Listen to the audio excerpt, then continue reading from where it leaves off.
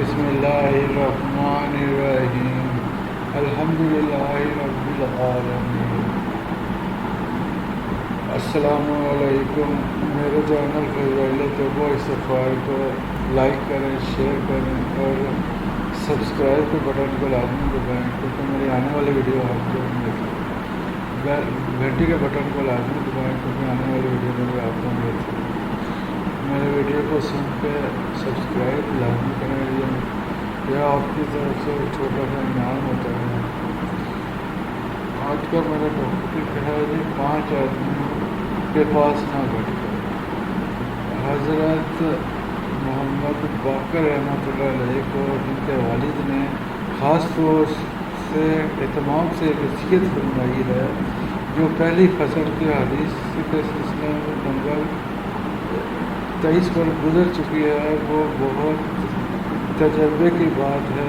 وہ ارشاد فرماتے ہیں کہ مجھے میرے والد حضرت امام زین العابدین رحمۃ اللہ علیہ نے وصیت فرمائی ہے کہ 5 قسم کے آدمیوں کے پاس نہ بیٹھو، ان سے بات نہ کیجیے، حتیٰ کہ راستہ چلتے ہوئے تفکر بھی ان کے ساتھ نہ چلنا۔ اور بل فاسق شخص کہ وہ ایک لقمے کے بدلے میں تجھ کو بھیج دے گا، بلکہ ایک لقمے سے کم میں بھی۔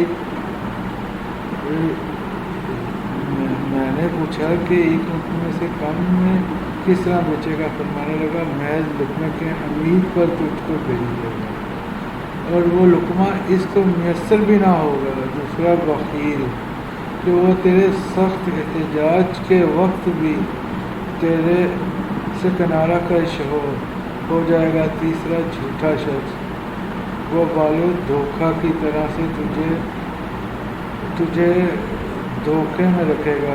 جو چیز دور ہوگی اس کو قریب بتائے گا، جو قریب ہوگی اس کو دور ظاہر کرے گا۔ چوتھے بیوقوف کے پاس نہ لگنا کہ وہ تجھے نفع